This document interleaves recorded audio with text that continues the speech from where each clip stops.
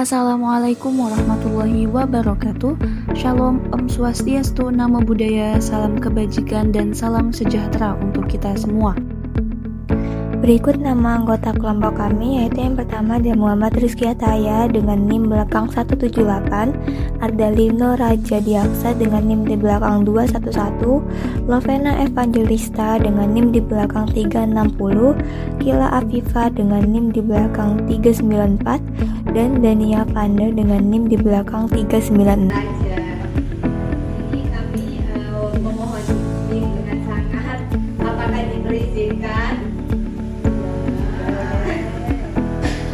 Terima kasih, Bu. Di Karangrejo Wonokromo, Surabaya, ada loh komunitas yang isinya adalah lansia. Pada kesempatan kali ini, kami turun ke lapangan langsung untuk mengamati apa saja yang ada pada komunitas lansia ini.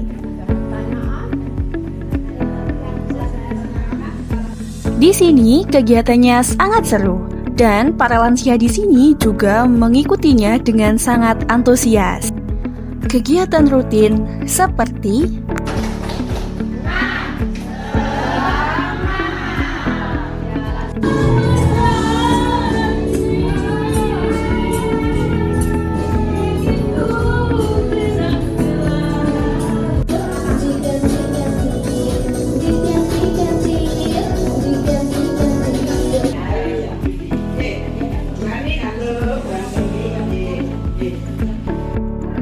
pengumpulan data yang dilakukan adalah dengan menggunakan kerangka Community Need Assessment atau CNA dengan pendekatan kualitatif melalui observasi langsung dan Focus Group Discussion atau FGD.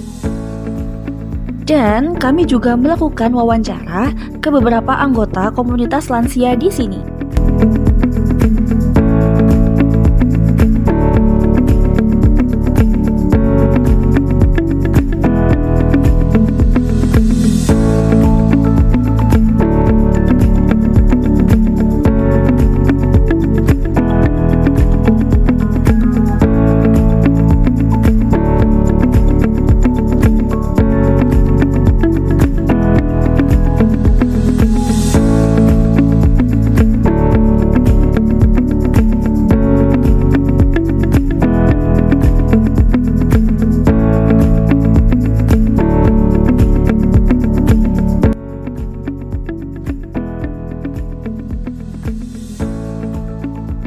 Nah, dari kegiatan FGD CNA Lansia yang kami lakukan kemarin, kami menemukan 3 temuan utama.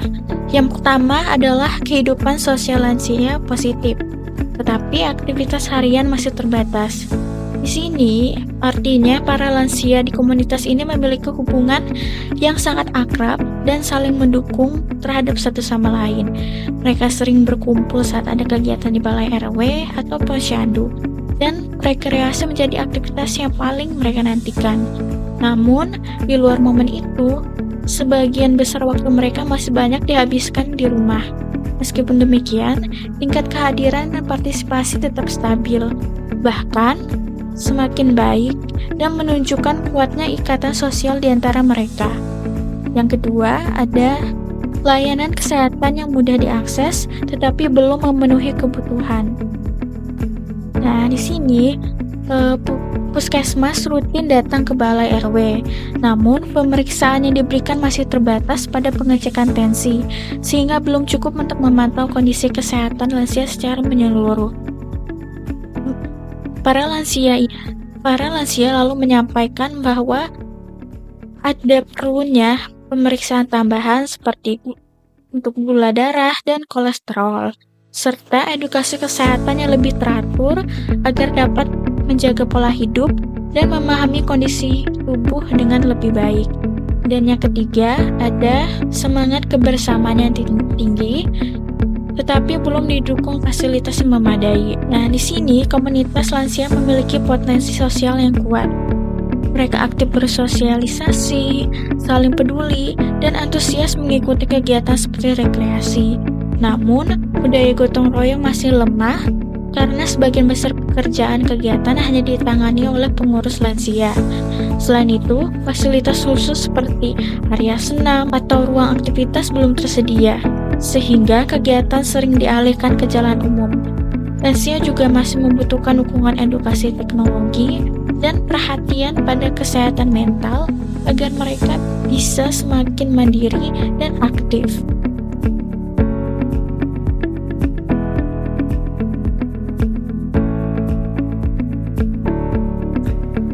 Untuk analisis sosial kapital pada komunitas lansia, terdapat dua sisi. Yang pertama ada yang membantu, namun juga ada yang menghambat. Untuk yang membantu, dalam komunitas ini lansia bisa saling mengenal satu sama lain dan dapat berinteraksi, sehingga mereka tidak merasa sendirian. Ada juga dukungan dari keluarga dan tetangga yang mendorong mereka ikut berkegiatan, serta hubungan baik dengan puskesmas memungkinkan pemeriksaan rutin dan kegiatan seperti arisan serta rekreasi juga membantu menjaga semangat dan kekompakan komunitas lansia. Untuk hambatannya, gotong royong di dalam komunitas lansia ini masih tergolong lemah, sehingga seringkali hanya ditangani oleh pengurus-pengurus inti. Penyebaran informasinya juga masih mengandalkan dari mulut ke mulut, karena juga banyak lansia yang masih tidak aktif atau kurang mahir dalam menggunakan HP.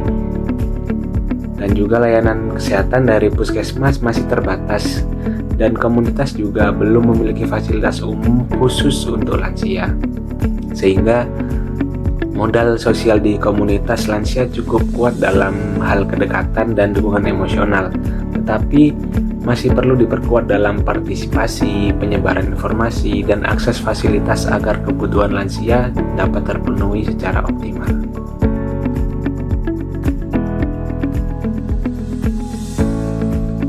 Berdasarkan hasil Community Need Assessment melalui FGD bersama komunitas lansia, dapat disimpulkan bahwa kehidupan sosial para lansia tergolong baik dan suportif.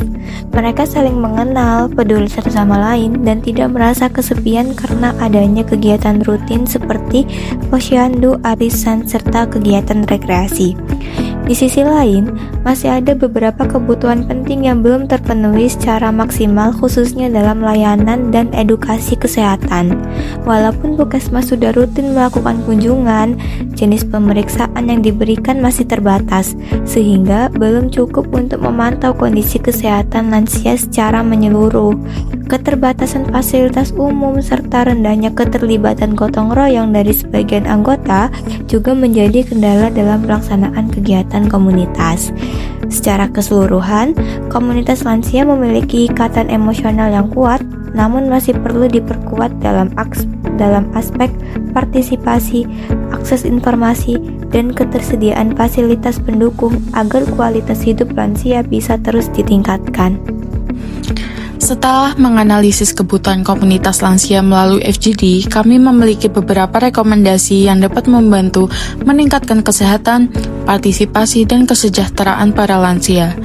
Yang pertama, peningkatan akses dan layanan kesehatan. Komunitas lansia disarankan untuk mendapatkan layanan kesehatan yang lebih lengkap seperti pemeriksaan gula darah, kolesterol, dan edukasi kesehatan rutin. Hal ini penting agar kondisi kesehatan mereka dapat terpantau lebih menyeluruh dan keluhan dapat ditangani lebih cepat. Yang kedua, penguatan partisipasi dan gotong royong. Perlu adanya peningkatan keterlibatan lansia dalam kegiatan komunitas melalui pembagian tugas bergilir, pembentukan sukarelawan lansia, serta kegiatan bersama lintas generasi.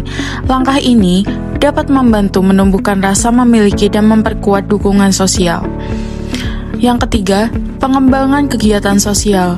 Kegiatan rekreasi dan kelompok hobi sangat dianjurkan untuk menjaga aktivitas sosial dan emosional lansia.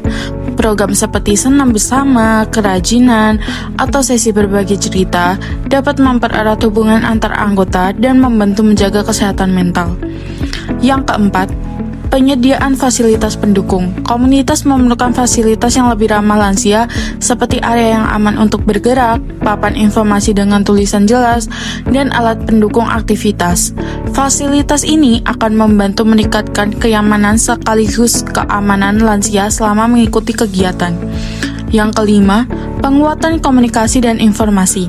Diperlukannya sistem komunikasi yang lebih terstruktur, misalnya melalui grup informasi khusus atau penunjukan koordinator penyebar informasi. Tujuannya agar setiap lansia mendapatkan informasi kegiatan dan layanan dengan cepat dan mudah dipahami. Yang keenam, kolaborasi dan puskesmas dan pihak eksternal. Rekomendasi lainnya adalah menjalin kolaborasi yang lebih intens dengan puskesmas dan lembaga eksternal. Melalui kerjasama ini, komunitas dapat memperoleh pemeriksaan kesehatan tambahan, edukasi dari tenaga profesional, serta dukungan fasilitas.